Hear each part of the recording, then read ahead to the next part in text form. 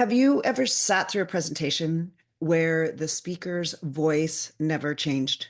No matter how good the content was, you probably tuned out. And while you might think I'm talking about being monotone, sounding flat like a robot, that's not the only way speakers lose their audience. Monotone isn't just about tone. You can be consistently fast or slow, always loud or always soft, and still be monotonous if your delivery stays the same. I call it being on the train when your voice, your pacing, and your energy never shift. You just keep on going right from where you started. And it's a power leak because our brains are wired to pay attention to change. Change creates energy. And without contrast and variety, the audience checks out no matter how great your message is. One of the biggest traps that people fall into is defaulting to a single mode. Some people speak slowly, dragging out each word, and I generally say that is a way to speak that sounds a little odd. And others rush right through their thoughts without a break and never really stop because they think that they need to keep on talking in order to have authority and to have people think they know what they're talking about. Some project with a booming voice, never changing anything, but always speaking aloud, which can in the immediate beginning sound confident, but after a while will tune your audience out. Others are soft spoken and always speak at the same level, and they might be people who are difficult to understand and start to really put you to sleep because that's the nature of a soft voice. And if you stay in any of those defaults, any of them, the effect is the same. People stop listening. So imagine a speaker that starts out strong but never changes pace. Like I said, they can sound really confident, but over time, without any variation, that voice, no matter how strong, no matter how confident, fades into the background and their message loses impact. Again, not because of what they're saying, but because of how they are saying it. So, what's the solution? Use the full range of expression and speak with clear intention.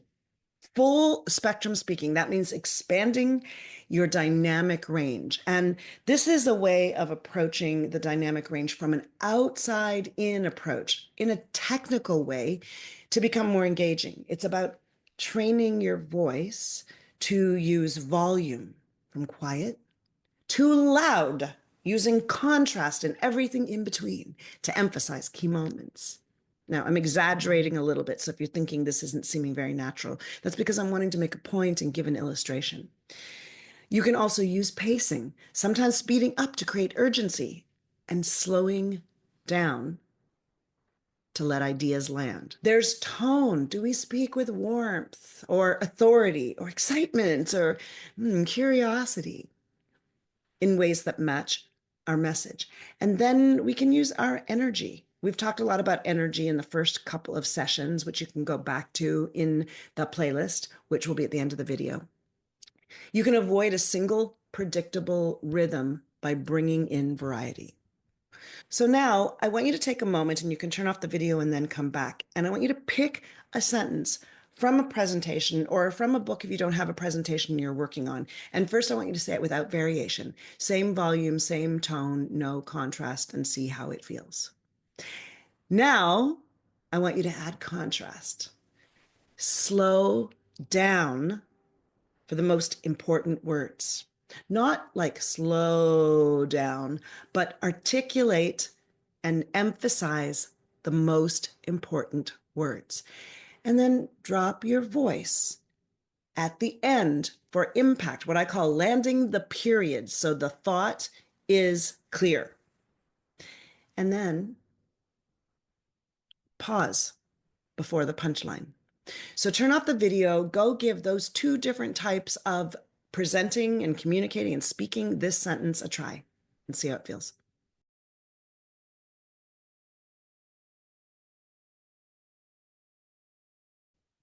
My guess is that if you were able to try both of those approaches, the second one might have felt a little bit uncomfortable, and that's because it's new. So I want you to keep on practicing because it's when we practice and maybe even exaggerate that we get more and more comfortable with a wider dynamic range, and then it'll become part of the way we speak. But when it's new, of course, it feels a little uncomfortable. That's normal. The second approach is what I would call an inside out technique. Instead of focusing on picking words that you will speak with higher volume or sections where you're going to try speeding up, instead, focus on the effect you're wanting to create in the audience. So I call this speaking from intention. So if full spectrum speaking is about technical delivery, this is about the energetic impact you want to have. So, speaking from intention is about deciding how you want your audience to feel or the impact you want to have on them, adjusting your voice, your embodiment, your presence, and everything about your delivery accordingly. So, think about the effect you want to create. Do you want to sound commanding and authoritative? Do you want to assert your perspective and have people really listen? Your voice might naturally slow down, land that period firmly using a downward inflection.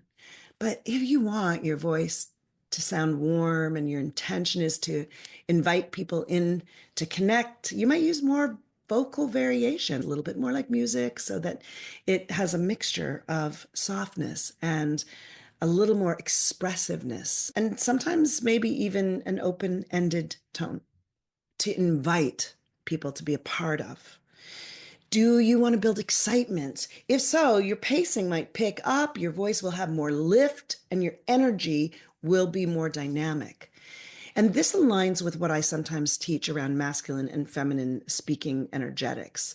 The first, masculine, tends to be more directive and authoritarian. It has a kind of masculine energy. So, another way you could think about your intention is I want to come across with clear directives, and you can think of it in terms of more masculine energy if that kind of symbol helps you.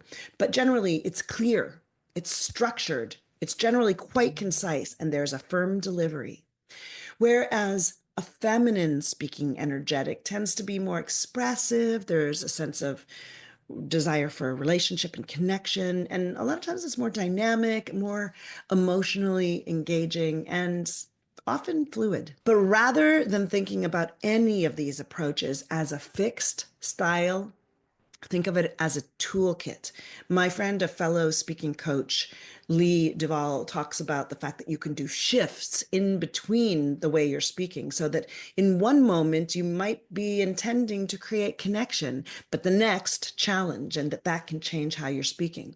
So know that you can choose how you shape your voice by speaking from intention as a general approach, but also in every moment. So try saying the same sentence two different ways. First, say it as a strong directive with a clear intention and a firm landing. And then try it again as an emotional invitation, wanting to communicate expressiveness and warmth and fluidity. And you might find that your body language aligns with each of those when you're thinking of it as using intention to communicate. Neither one is better. No approach is better or worse than others, but choosing the intention for each moment will give you control over the impact you have.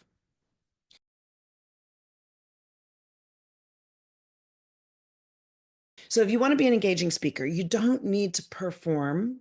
You don't need to be someone you're not. You just want to develop your ability to use full spectrum speaking to bring contrast through volume and pacing, and practice speaking from intention to shape your energy and deliver your content from the effect you want to create.